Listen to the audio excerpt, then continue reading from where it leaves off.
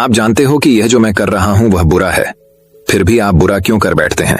इसके पीछे की एक वजह है, जो वजह हम आपको आज के इस वीडियो में बताएंगे। और दिमाग को कौन सी आदतें कमजोर बनाती है, यह भी हम आज के इस वीडियो में कहानियों के माध्यम से आपको बताएंगे। तो बिना देर किए चलिए उन कहानियों की शुरुआत करते हैं। पहली कहानी, ये 10 आदतें दिमाग को कमजोर बनाती हैं। गांव में रहने वाला एक नौजवान लड़का अपने मन के अनियंत्रित विचारों से बहुत परेशान था। न चाहते हुए भी हर समय उसके मन में कोई न कोई विचार चलते ही रहते हैं। जब वो कोई काम करता तो उसके हाथ, पैर और शरीर दो उस काम को कर रहे होते, लेकिन उसका मन अतीत में घटी किसी घटना के ख्याल में खोया रहता। उसे अपने भविष्य को लेकर ख्याली पुलाव पकाने की भी आदत पड़ चुकी थी। वो अक्सर सोचता कि एक दिन मैं यह करूंगा, वो करूंगा, एक दिन मैं बहुत ही बड़ा और सफल इंसान बन जाऊंगा। वो अक्सर अपने भविष्य को लेकर बड़े बड़े सपने देखता हूं और उन सपनों में खुद को हमेशा दूसरों से आगे रखता और खुद को एक नायक के रूप में प्रस्तुत करता। वह जब भी किसी महान, बुद्धिमान, वीर और साहसी व्यक्ति की कहानी सुनता या पढ़ता तो उस कहानी के नायक की जगह खुद को रख लेता और अपने ख्यालों में ही वो सभी साहसिक और महान कार्य करने की कोशिश करता जो उस कहानी के नायक ने किए होते थे। वह अवसर अपने ख्यालों में सोचता कि एक दिन में बहुत ही सफल इंसान बनेगा, जिसके पास बहुत सारा पैसा होगा, समाज में खूब इज्जत और मान सम्मान होगा। वह एक बहुत ही सुंदर और सुशील लड़की से शादी करेगा और खुशी खुशी अपना जीवन व्यतीत करेगा। वह कई वर्षों से ऐसा ही सोचता जा रहा था। उसे लगता था कि उसका जीवन एकदम से बदल जाएगा, वो एकदम से सफल बन जाएगा। लेकिन उसके साथ आज तक ऐसा कुछ भी चमत्कार नहीं हुआ था, बल्कि समय बीतने के साथ उसकी हालत और भी खराब होती जा रही थी। और इसका सबसे बड़ा कारण था उसका एक्शन न लेना, यानी काम न करना।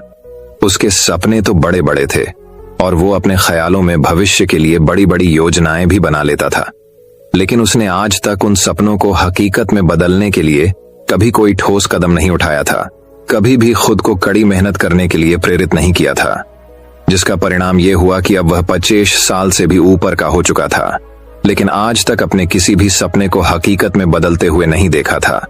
इसीलिए अब उस व्यक्ति को भी यह बात समझ आने लगी थी कि वह अपने मन के बनाए हुए ख्यालों के जाल में फंस चुका है, जिससे वह केवल अपने ख्यालों में ही अपने सपनों की चीजों के बारे में सोचकर खुश होता रहता है और कभी भी वास्तविक दुनिया में उन सपनों को पूरा करने के लिए कोई प्रयास नहीं करता। उसे पता तो था कि उसका दिमाग फालतू के विचारों से भरा हुआ है और वो वास्तविकता में नहीं जी रहा है, लेकिन बहुत प्रयास करने के बाद भी वह अपनी इस आदत को छोड़ नहीं पा रहा था। उसे अपने ख्यालों की दुनिया में जीने में मजा भी आ रहा था, लेकिन जब वह अपने ख्यालों से बाहर आकर अपनी वास्तविक स्थिति को देखता और उसके बारे में सोचता तो वह बहुत दुखी हो जाता। अब धीरे धीरे उसकी यह आदत उसके तनाव और उदासी का कारण बन चुकी थी। अब वो अपने दोस्तों और घर वालों से ज्यादा बात भी नहीं करता था। दिन भर गुमसुम और उदास रहने लगा था। एक दिन ऐसे ही उदास मन के साथ वह एक पेड़ के नीचे बैठा हुआ था। तभी उसका एक मित्र उसके पास आता है और उससे कहता है, मित्र, हमारे गांव में एक बहुत ही प्रसिद्ध बौद्ध भिक्षु पधारे हुए हैं और मैंने सुना है कि वह मन और मन की शांति से जुड़ी हर एक समस्या का समाधान बहुत ही आसानी से कर देते हैं। मुझे लगता है कि तुम्हें उनसे एक बार जरूर मिलना चाहिए, वो तुम्हारी समस्या का समाधान कर सकते हैं। अपने मित्र की बात सुन वो है नौजवान व्यक्ति खुश हो जाता है और उन्हें बौद्ध भिक्षु से मिलने चल पड़ता है। थोड़ी देर बाद वह बौद्ध भिक्षु के समक्ष पहुंच जाता है, जो कि एक वृक्ष के नीचे ध्यान मुद्रा में बैठे हुए थे। वह बौद्ध भिक्षुओं को प्रणाम कर उनके सामने बैठ जाता है और अपनी सारी समस्याएं बताना शुरू कर देता है। वह कहता है, मेरा मन हर समय असंख्य विचारों से भरा रहता है। इसमें बेवजह के विचार हर समय चलते ही रहते हैं। मैं कोई काम कर रहा होता हूं, तब भी मेरा मन अतीत या भविष्य के किसी विचार में ही खोया रहता है। मैं कितना ही प्रयास कर लूं पर यह मेरी एक नहीं सुनता। मैं अपने इस अशांत मन को शांत करना चाहता हूं, इसे खाली करना चाहता हूं, इसे एकाग्रचित करना चाहता हूं, जिसमें मैं अब तक का सफल रहा हूं। मैं आपके पास बड़ी उम्मीद लेकर आया हूं, कृपया मुझे कोई रास्ता दिखाए। उस नौजवान व्यक्ति की ये सारी बातें ध्यान से सुनने के बाद बौद्ध भिक्षु ने कहा, जिंदगी खुशहाल और मन शांत तो तभी होगा ना जब जो गलतियां कर रहे हो उन गलतियों को करना बंद कर दोगे। पहली गलती है पर्याप्त नींद ना लेना, पूरी नींद ना लेना। शरीर और मन को कई तरह से नुकसान पहुंचाता है। अगर पूरी नींद ना ली जाए तो याददाश्त का कमजोर होना, तनाव, चिड़चिड़ापन, हर समय थका हुआ महसूस करना और चेहरे की चमक खोने जैसी समस्याओं का सामना करना पड़ता है। इसके साथ ही कम सोने से समस्याओं का समाधान निकालने के दिमाग की क्षमता पर असर पड़ता है और दिमाग को तुलनात्मक अध्ययन करने में दिक्कत आती है। इसीलिए रोजाना कम से कम 5-6 घंटे की गहरी नींद लेना जरूरी है। नींद मानव जीवन के लिए महत्वपूर्ण होती है क्योंकि यह हमारे शारीरिक और मानसिक स्वास्थ्य को सुरक्षित रखने का माध्यम होली है। रोज पर्याप्त गहरी नींद लेने से हमारी शारीरिक क्षमता बढ़ती है, मानसिक तनाव कम होता है और जीवन की गुणवत्ता में सुधार होता है। हमारी दिनचर्या में नींद का बहुत ही महत्वपूर्ण स्थान है क्योंकि यह हमें दिन भर की थकान और तनाव से राहत दिलाती है। यदि किसी कारणवश तुम पूरी नींद नहीं ले रहे हो तो इससे तुम्हारे शारीरिक और मानसिक स्वास्थ्य पर बहुत बुरा असर पड़ रहा है। शारीरिक स्वास्थ्य के पहलू में नींद का अभाव तुम्हारी शारीरिक क्षमता को कम कर सकता है क्योंकि नींद के दौरान हमारे शरीर की मरम्मत, सफाई और इसके ऊर्जा स्तर में सुधार होता है। लगातार कम नींद लेने से जीवन की गुणवत्ता में गिरावट आने के साथ साथ हमारे शरीर की प्रतिरक्षा प्रणाली भी कमजोर पड़ने लगती है, जिससे बीमारियों का खतरा बढ़ जाता है। और मानसिक स्वास्थ्य के पहलू में पर्याप्त नींद ना लेने से मानसिक तनाव बढ़ सकता है और मानसिक स्वास्थ्य पर असर डाल सकता है। नींद के अभाव में मानसिक तनाव और चिंता की स्थिति में वृद्धि होती है, जिससे तुम्हारी दिनचर्या, निर्णय लेने की क्षमता और उत्साह पर असर पड़ता है। नींद के अभाव से बच्चों और युवाओं की शिक्षा कार्य पर भी असर पड़ सकता है। उनकी याददाश्त, समझ और नैतिकता पर असर पड़ सकता है, जिससे उनकी शिक्षा कार्य में प्रगति रुक सकती है। इसके साथ ही पूरी नींद ना लेना तुम्हारी व्यक्तिगत जीवन शैली पर भी असर डालता है। नींद की कमी से तुम्हारे ध्यान, समर्पण और रिश्तों में भी समस्याएं आ सकती हैं। संक्षेप में कहें तो हमारी शारीरिक और मानसिक स्वास्थ्य को बनाए रखने में नींद सबसे महत्वपूर्ण भूमिका निभाती है। अच्छी और गहरी नींद लेकर हम अपने जीवन की गुणवत्ता को सुधार सकते हैं और एक स्वस्थ व खुशहाल जीवन जी सकते हैं। दूसरी गलती, खाने की मात्रा और उसकी गुणवत्ता पर ध्यान न देना और कभी भी कुछ भी और कितना भी खा लेना। कुछ लोगों को ज्यादा मसालेदार, चटपटा और मीठा खाने की आदत होती है। उन्हें ज्यादा मैदे, चीनी और तेल से बने सामानों को खाने की आदत पड़ चुकी होती है। ऐसे लोगों को लगता है कि अगर जिंदगी में खाने को सीमित कर दिया तो फिर जीवन में बचा ही गया, जिंदगी के मजे ही क्या, जैसे कि इंसान सिर्फ खाने के लिए ही इस दुनिया में जन्म लेता है। कुछ लोगों को हर समय खाते रहने की आदत पड़ चुकी होती है। भूख नहीं होती तब भी खाए जा रहे होते हैं। जबरदस्ती कुछ भी उल्टा सीचा पेट में डालते रहते हैं, जैसे पेट नहीं कोई कूड़ादान हो। जरूरत से अधिक या कुछ भी खाते रहने से सिर्फ शरीर का वजन ही प्रभावित नहीं होता, बल्कि दिमाग की शक्ति पर भी इसका बुरा असर पड़ता है। मैदा, तेल, चीनी और ज्यादा नमक से बने पदार्थों का सेवन करने से शरीर का वजन बढ़ने के साथ साथ कई सारी बीमारियां जन्म लेने लगती हैं और जिसका नकारात्मक प्रभाव हमारी भावनाओं और विचारों पर भी पड़ता है, क्योंकि एक बीमार शरीर व्यक्ति के मन को भी बीमार बना देता है, जिससे व्यक्ति मानसिक रूप से भी बीमार पड़ने लगता है और तनाव व चिंता का शिकार हो जाता है। इसीलिए व्यक्ति को भोजन की उचित मात्रा और उसकी गुणवत्ता पर विशेष ध्यान देना चाहिए। तीसरी गलती, जरूरत से ज्यादा भाग दौड़ भरी जिंदगी और ये सोच के रुकना मना है। कुछ लोगों को लगता है कि जिंदगी सिर्फ ऐसे ही चलती है। गलत, भाग दौड़ भरी जिंदगी कितनी भी हो, लेकिन रुको, अगर भागते ही रहोगे तो ऐसे हाँफ के गिरोगे कि उठने लायक ही नहीं रहोगे। तो जिंदगी की भाग दौड़ के बीच थोड़ा सा समय खुद के लिए भी निकालो। खुद को भी समय दो। ढूंढने का प्रयास करो कि कौन सी चीज तुम्हें खुशी देती है, कौन सा काम करने में तुम्हें आनंद आता है। खुद से सवाल करो और खुद को चांदनी का प्रयास करो और देखना, जब तुम अंदर से शांत और तरोताजा होकर किसी काम को करोगे तो बहुत ही कम समय में तुम्हें उसी काम में बहुत अच्छे परिणाम मिलने शुरू हो जाएंगे। लेकिन अगर हर समय भागते रहोगे, भागती रहोगी, थके मांद रहोगे, तो तुम देखोगे कि हर काम में बहुत ज्यादा समय लग रहा है, बहुत ज्यादा ऊर्जा लग रही है, लेकिन फिर भी अंदर से खुशी नहीं मिल रही। तो इतना भागना दौड़ना कोई जरूरी नहीं होता। ये तो बस इंसान के अंदर बचपन से ही एक प्रतियोगिता की भावना जगा दी जाती है, उसके आसपास के माहौल और उसके माता पिता के द्वारा। क्योंकि इतना भागना कोई जरूरी नहीं होता, शांति से भी जिंदगी को जिया जा सकता है और शांत हुआ, स्थिर रहते हुए आराम से प्रयास करके भी बड़ी बड़ी सफलताएं हासिल की जा सकती है। चौथी गलती, अपनी किसी एक ऐसी बुरी आदत को पहचानना हो और उसे अपनी जिंदगी से पूरी तरह से हटाना, जो तुम्हारी सफलता के रास्ते की सबसे बड़ी बाधा है। हर इंसान की कोई ना कोई एक ऐसी बुरी आदत होती ही है जो उसे सबसे ज्यादा नुकसान पहुंचाती है, उसे आगे नहीं बढ़ने देती या फिर उसे पीछे खींचती है। क्योंकि जब कोई इंसान आगे नहीं बढ़ रहा होता है तो समय के साथ साथ वो पीछे ही जा रहा होता है। अब ये आदत कुछ भी हो सकती है, जैसे काम को टालने की आदत, ज्यादा सोचने की आदत, चिंता करने या बहस करने की आदत। कोई भी एक ऐसी आदत जो तुम्हें लगता है कि तुम्हें सबसे ज्यादा नुकसान पहुंचा रही है, उसे पहचानो और आज से ही उसे किसी अच्छी आदत से बदलने का प्रयास शुरू कर दो। हालांकि आदतों को बदलना इतना आसान नहीं होता, लेकिन हर चीज को बदलना संभव है अगर तुम्हारे अंदर वो मजबूत संकल्प और लचीलापन है। और अगर तुम लगातार प्रयास करोगे तो तुम्हारी नई आदत बन जाएगी और पुरानी आदत अपने आप ही छोड़ जाएगी।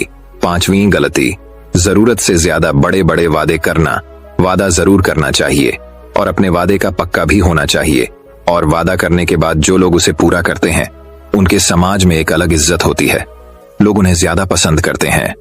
लेकिन हमें कभी भी ऐसे वादे नहीं करना चाहिए जिससे हम पूरा ही ना कर सके या जिसे पूरा करने में हमें संदेह हो। साथ ही हमें ना कहना भी आना चाहिए। ये जरूरी नहीं कि हम दूसरों के हर काम को हाँ कहकर उनकी नजरों में हर समय अच्छा बनने का प्रयास करें। हमें मना करना भी आना चाहिए। जितना तुम कर सकते हो सिर्फ उतने का ही वादा करो, क्योंकि अगर तुम अपनी क्षमताओं से बाहर जाकर किसी को जबान दे दोगे तो फिर तुम खुद के ऊपर बहुत दबाव महसूस करोगे, तनाव से भर जाओगे और साथ ही सामने वाले की बेवजह की उम्मीदें भी तुमसे जुड़ जाएंगे। और जब तुमने पूरा नहीं कर पाओगे तो या तो तुम अपने आप पर बहुत ज्यादा दबाव डालोगे उन्हें पूरा करने का, या फिर दूसरों की नजरों में बुरा बन जाओगे, जो फिर बाद में तुम्हारे अंदर और भी तनाव पैदा करेगा। तो जितना कर सकते हो, जितना आसान है तुम्हारे लिए उतना करो, फिर देखो कितना सुकून आता है जिंदगी में। 6ठी गलती, अंदर ही अंदर खुद की बुराई करना और खुद को कमजोर व दूसरों से कम समझना। अगर तुम्हें खुद की बुराई करने की आदत है, हर समय अपने अंदर सिर्फ कमियां दिखती है, रोज अपने आप को कोसते हो, तो फिर तुम्हें बाहर के किसी दुश्मन की कोई जरूरत नहीं है, क्योंकि तुम अकेले ही अपने लिए काफी हो। अगर तुम्हें अपनी बुराई करने की आदत है तो इसे आज छोड़ दो, क्योंकि ऐसा करके तुमने अपनी जिंदगी को नर्क खुद ही बना रखा है। खुद को प्यार करो, दुलार करो, खुद को स्वीकार करो और खुद के बारे में सकारात्मक बोलो। अगर कुछ गलती भी हो गई है तो खुद से बोलो कि अच्छा हुआ मुझे इस गलती का एहसास अभी हो गया। मैं एक ऐसा इंसान हूं जो अपनी गलतियों से सीखता है और आगे बढ़ जाता है। तो कहने का मतलब यह है कि गलती में भी खुद को लगातार कोसने या खुद को अपनी नजरों में गिराने की बजाय गलतियों से सीख कर आगे बढ़ने वाला इंसान बनो, क्योंकि अंदर ही अंदर खुद की बुराई करना और खुद को कोसना इंसान को ऐसी जंजीरों में बांध देता है कि फिर वह उसे तोड़ नहीं पाता और वही पड़ा पड़ा मानसिक रूप से सड़ता रहता है। तो अगर यह तुम्हारे अंदर है खुद की बुराई करना, तो इसे जल्दी से जल्दी छोड़ो, तभी जिंदगी खूबसूरत बनेगी। 7वीं गलती, दिमाग को अतीत की बुरी यादों और नकारात्मक भावनाओं से भरकर रखना। अतीत में कुछ गलत घटना घट गई थी, उसकी बुरी यादों को इकट्ठा किए हुए है। सालों पहले किसी ने कुछ गलत बोल दिया था, उसकी बातों को आज भी मन में लेकर ढह रहे हैं। किसी काम में सफलता मिल गई थी, उसे लेकर आज भी दुख मना रहे हैं। जब कोई इंसान दिमाग में इतना सारा बोझ, इतनी सारी नकारात्मक भावनाएं लेकर चलेगा, तो फिर वह खुश और शांत कैसे रह पाएगा। इसीलिए अपने मन, अपने दिमाग को साफ करो, शरीर से सीखो। शरीर रोज अपने आप को साफ करता है। सुबह उठते ही ये अपने अंदर की सारी गंदगी को मल मूत्र के द्वारा बाहर निकाल देता है। तो ऐसे ही दिमाग की गंदगी को भी हर दिन बाहर निकालो। रोज रात में सोने से पहले सारी की सारी जो अंदर उथल पुथल है, नाराजगी है, शिकायतें हैं, अपने आप से, दूसरों से, सब साफ करो। इसके साथ ही हर सुबह कुछ समय निकालकर ध्यान और प्राणायाम का अभ्यास करो। जिंदगी बहुत ज्यादा खुशहाल बन जाएगी। 8वीं गलती, अवास्तविक अपेक्षाएं या उम्मीदें रखना। उम्मीद या अपेक्षाएं रखना हम इंसानों का शुरू कर देते हैं, स्वभाव है। लेकिन जब अपेक्षाएं बेबुनियादी और जरूरत से अधिक हो जाती है, तो फिर ये हमें हर समय तनाव में रखती है, दूसरों से भी लड़ाई झगड़े करवाती है और फिर हम अपनी जिंदगी से असंतुष्ट रहना शुरू कर देते हैं। हमें अपने जीवन के नकारात्मक चीजें ज्यादा नजर आने लगती हैं और हमें लगने लगता है कि हमारी इच्छाएं तो कभी पूरी होगी ही नहीं। अधूरी इच्छाओं का एक पूरा बोझ हम अपने सर के ऊपर रख लेते हैं और ऐसा लगने लगता है कि हम बोझ तले दबते जा रहे हैं। जिंदगी से निराशा होने लगती है, लक्ष्य को पाने का मन नहीं करता, अच्छे संबंध बनाने का मन नहीं करता, अच्छा खाना खाने का मन नहीं करता, कहीं आने जाने का मन नहीं करता। पूरी तरह से एक तनाव और उदासी भरा माहौल अपने आसपास बना लेते हैं। इसीलिए अवास्तविक और बेवजह की उम्मीदें रखना बहुत गलत है। हमेशा वास्तविक और सही उम्मीदें ही रखना चाहिए और हमेशा मान के चलो कि इन वास्तविक उम्मीदों के साथ भी कुछ उलटफेर हो सकती है, जैसे होते होते भी कई बार काम नहीं हो पाएंगे और ये सारी घटनाएं आम बात है। जो आज नहीं हो पाया वो कल हो जाएगा, जो कल नहीं हो पाएगा वो परसों हो जाएगा। उम्मीद में दुनिया कायम है, लेकिन अपने आप को किसी भी हालत में चिंता और तनाव में नहीं लाना है। शांत और स्थिर रहना है। गलती बुरे लोगों या बुरे रिश्तों से दूरी न बना पाना। अगर रिश्ते हो तो अच्छे हो, इसमें प्रेम हो, परवाह हो, सम्मान हो। लेकिन अगर किसी स्वार्थी और चालक व्यक्ति के साथ तुम्हारा रिश्ता बन गया है जो रोज रोज का सिरदर्द बना हुआ है, रूठना मनाना यही चलता रहता। संबंधों में अपने आप को खूब दबाना पड़ता है, डर के जीते हो, बस गुस्सा ही तुम्हारे अंदर रहता है। तो ऐसे रिश्ते से खुद को दूर कर लो, ना हो कोई वो ज्यादा अच्छा है। अकेले में बहुत सुकून है, लेकिन अगर कोई ऐसा व्यक्ति है जो रोज रोज का सिर दर्द बना हुआ है तो इससे तो जिंदगी तहस नहस हो जाती है।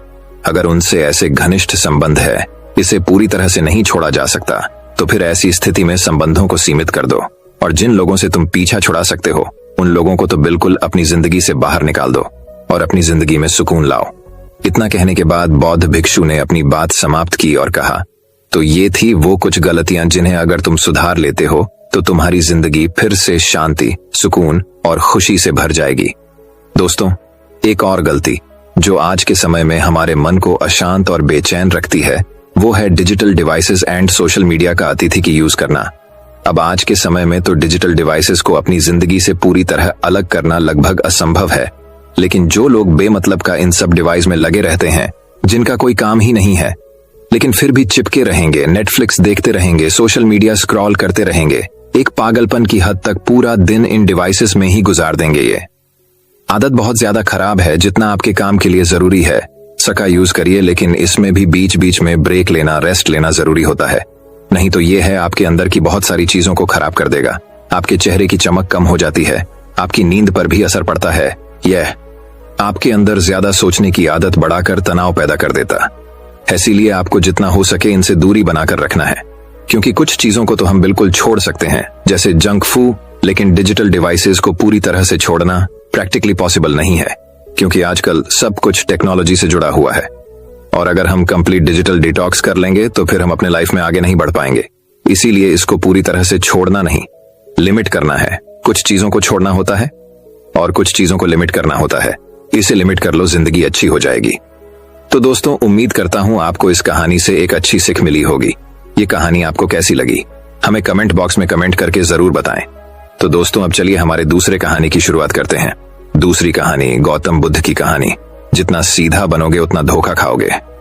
गौतम बुद्ध ने कहा था कि एक क्रूर जंगली जानवर की तुलना में एक धोखेबाज और दुष्ट मित्र से अधिक डरना चाहिए, क्योंकि जानवर केवल आपके शरीर को नुकसान पहुंचाता है, लेकिन एक कपटी और धोखेबाज मित्र आपकी बुद्धि को नुकसान पहुंचाता है। केवल एक बुरा मित्र ही आपको ऐसी स्थिति में पहुंचा सकता है जहां आप महसूस करें कि यह दुनिया बहुत बुरी है, अब यहां रहने से क्या फायदा। और ऐसा ही होता है जब आपको धोखा दिया जाता है। आपको धोखा दिया जाता है और केवल वही व्यक्ति धोखा खाता है जो दूसरे पर आंख मूंद कर भरोसा करता है।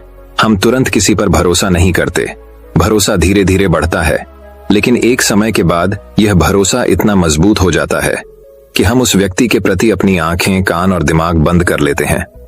और तब ऐसी स्थिति होती है कि हमारा सबसे भरोसेमंद व्यक्ति ही हमें सबसे बड़ा धोखा दे देता है, कि हमारा संसार से विश्वास उठ जाता है और हम हर किसी को संदेह की दृष्टि से देखने लगते हैं। वास्तव में यह संसार धोखे पर चल रहा है। हम किसी न किसी को धोखा देते रहते हैं हमारे जीवन में कहीं न कहीं, और लोग भी हमें धोखा दे रहे हैं। दूसरों द्वारा धोखा देना तो समझ में आता है, लेकिन हम खुद को वर्षों से धोखा दे रहे हैं।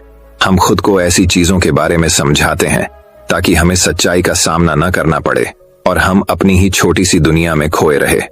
धोखा या विश्वासघात दो धारी तलवार की तरह है।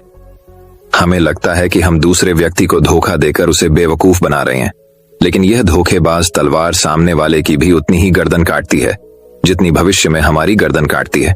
दोस्तों, आज की इस बौद्ध कहानी के माध्यम से जानेंगे कि हम धोखे और विश्वासघात से खुद को कैसे बचाएं, और वीडियो के अंत में हम 10 ऐसे संकेतों के बारे में जानेंगे जो एक धोखेबाज और झूठे व्यक्ति में पाए जाते हैं। एक युवक बहुत गुस्से में है, पहाड़ी से कूदकर आत्महत्या करने जा रहा था।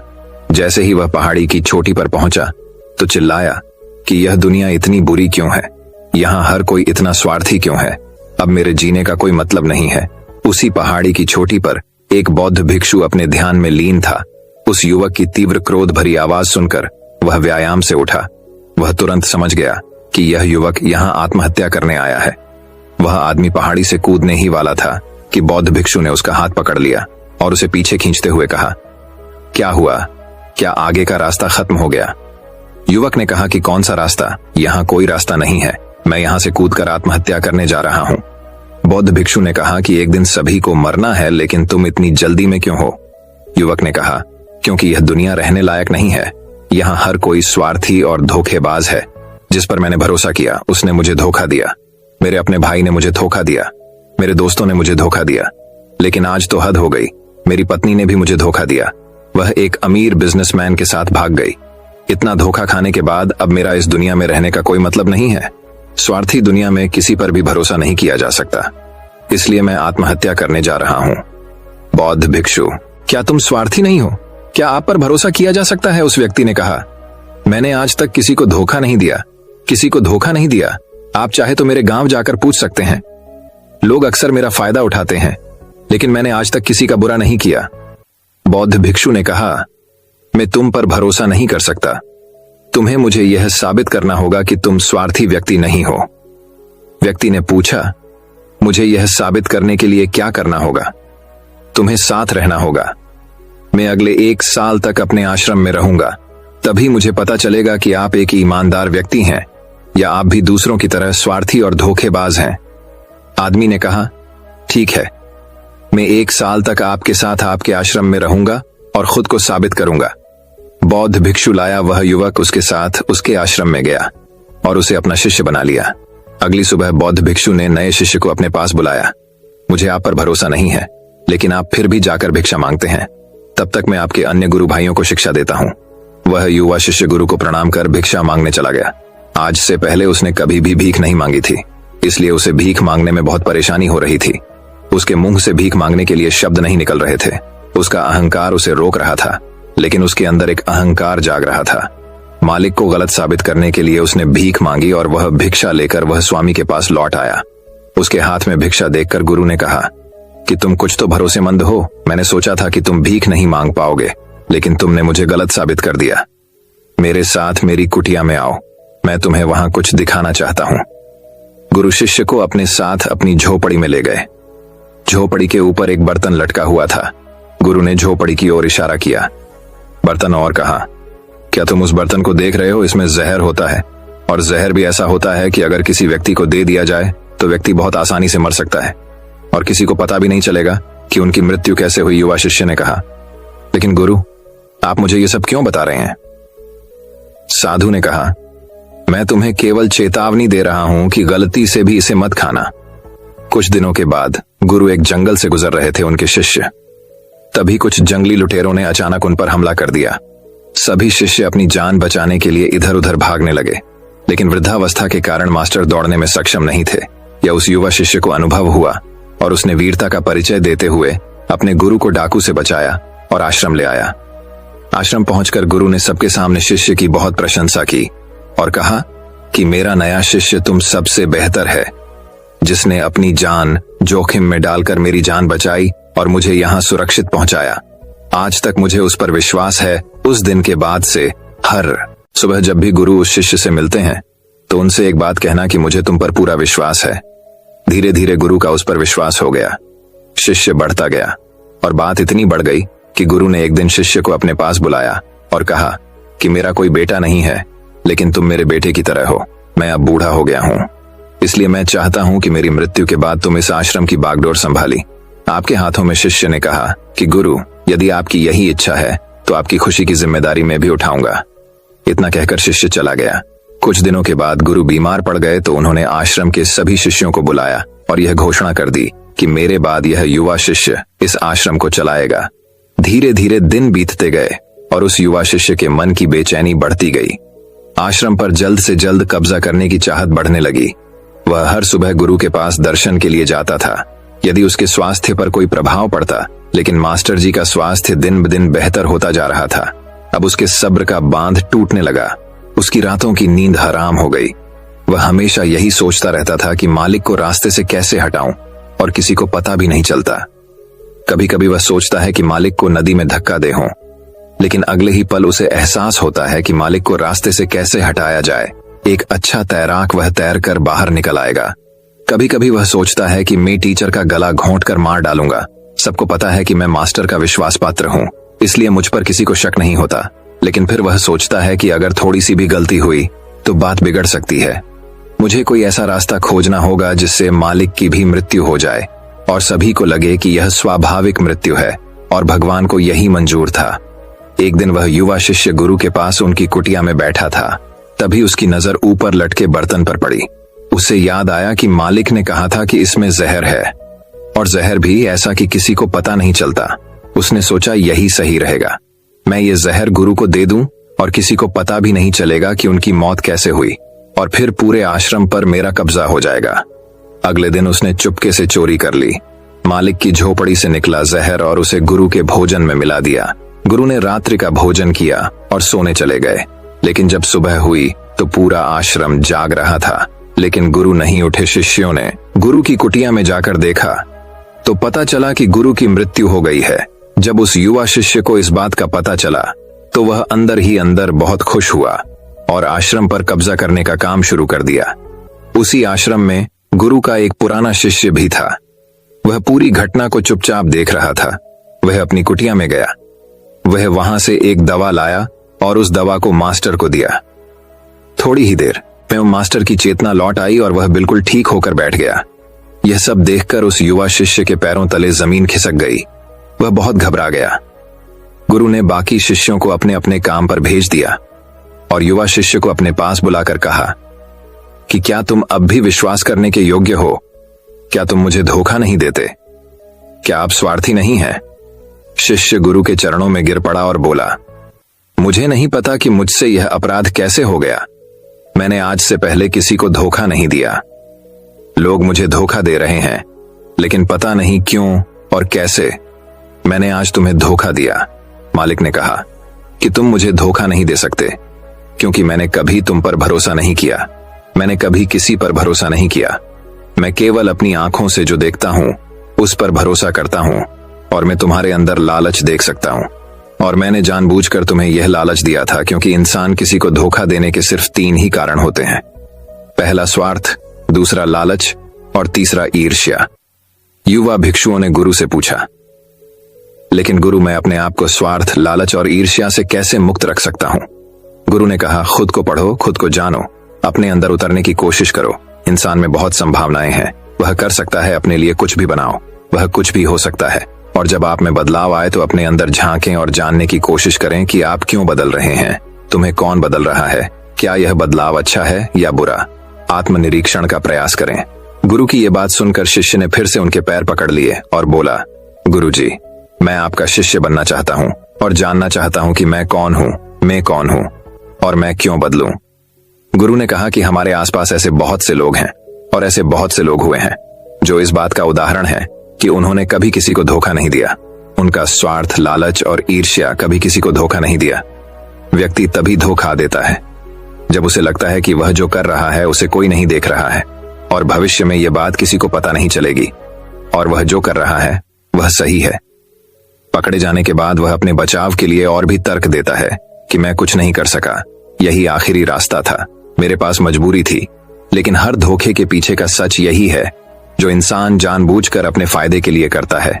गुरु ने शिष्य की आंखों में देखते हुए कहा, याद रखना, जब हम किसी को धोखा देते हैं हमने उसकी आंतरिक चेतना को चोट पहुंचाई और वह इतनी बुरी तरह आहत हो जाता है कि वह किसी पर भी भरोसा नहीं कर पाता।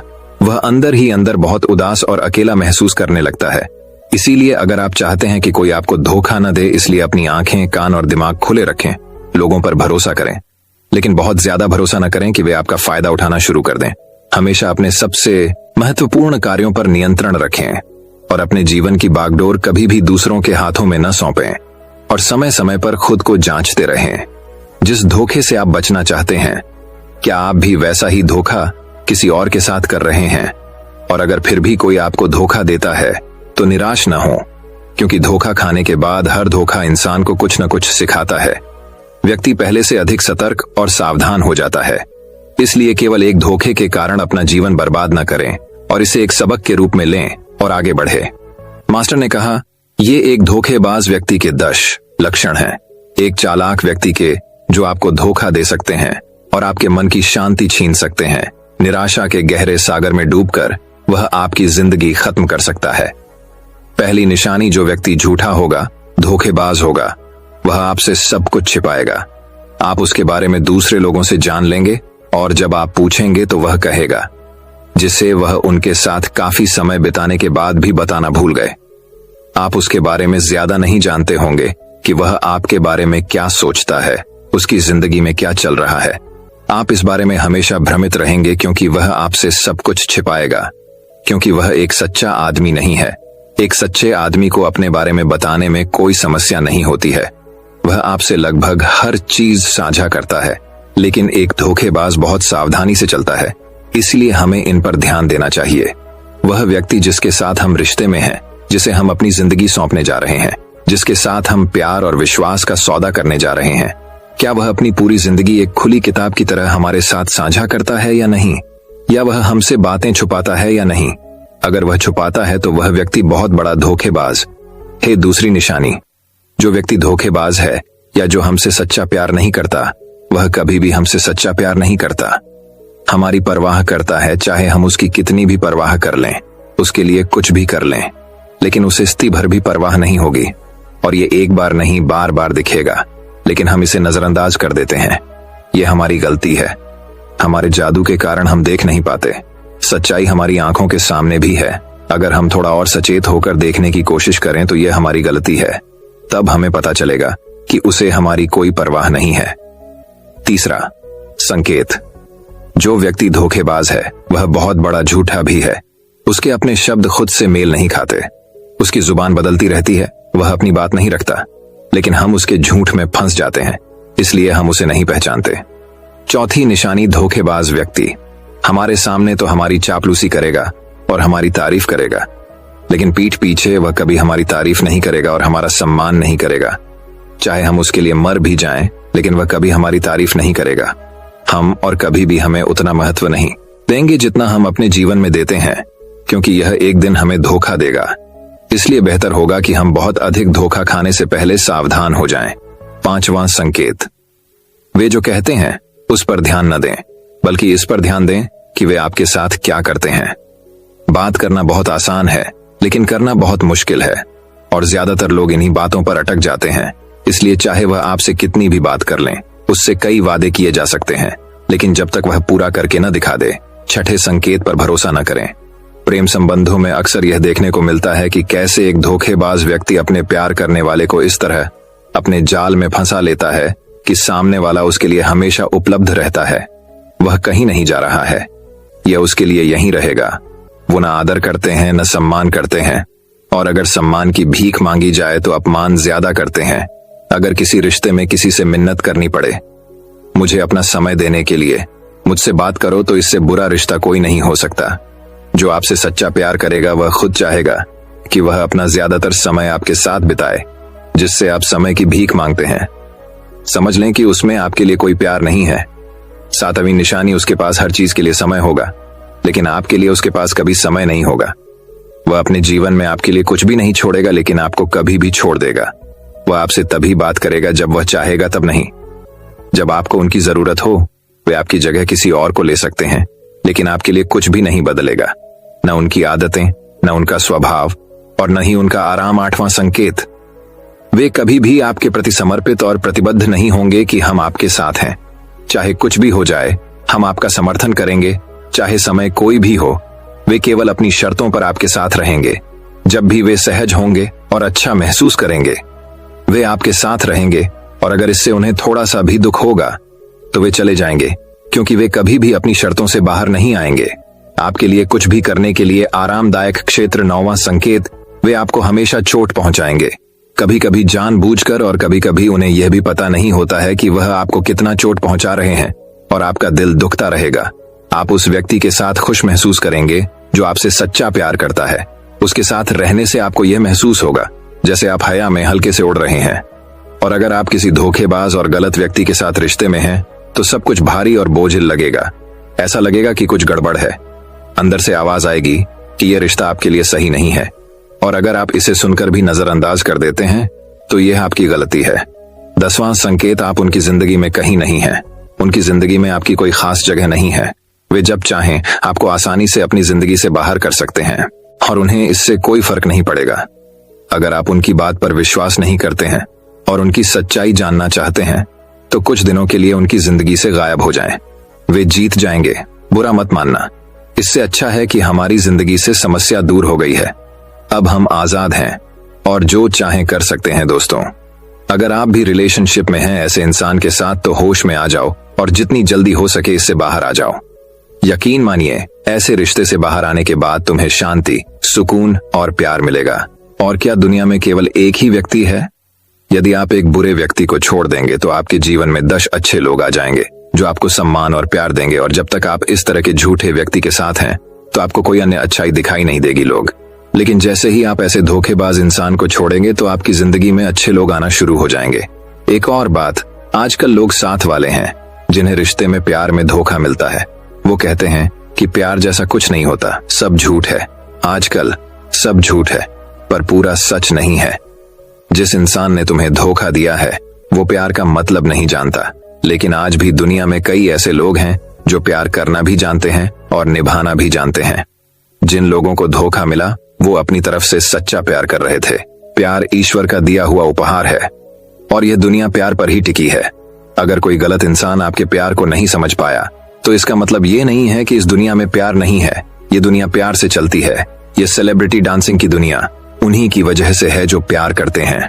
और अंत में एक और बात दोस्तों, अगर आपको अपने परिवार के सदस्यों से धोखा मिलता है या आपको गलत समझा जाता है तो एक दूसरे की बातों को समझने की कोशिश करें, एक दूसरे को बताएं और एक दूसरे को माफ कर दें। क्योंकि दोस्तों, आपको लोग बहुत मिलेंगे लेकिन आपको नहीं मिलेंगे। लोग आपके परिवार को पसंद करते हैं पूरी दुनिया में कहीं भी। और हाँ, उनकी बात अलग है जो लोग झाप के परिवार से थोड़ा बाहर हैं, जैसे आपका दोस्त, दूर का रिश्तेदार या पड़ोसी। लेकिन परिवार के सदस्यों को माफ कर देना ही समझदारी है दोस्तों। मैं उम्मीद करता हूं कि यह कहानी सुनने से आपके जीवन में अच्छे बदलाव आए होंगे। आपको इस वीडियो से क्या सीखने मिला ये कमेंट करके जरूर बताइए। और अपने परिवार, दोस्तों या आपके करीबी इंसान के साथ ये कहानी शेयर करके उन्हें भी इस ज्ञान से परिचित करवाए। बाकी अगर आपको ये वीडियो दिल से अच्छी लगी हो तभी इस वीडियो को लाइक कर देना। और आपने अब तक इस चैनल को सब्सक्राइब न किया हो तो चैनल को सब्सक्राइब भी जरूर कर देना। आपका हर दिन शुभ हो और खुशियों से आपका जीवन भरा रहे। धन्यवाद। नमो बुद्धाय।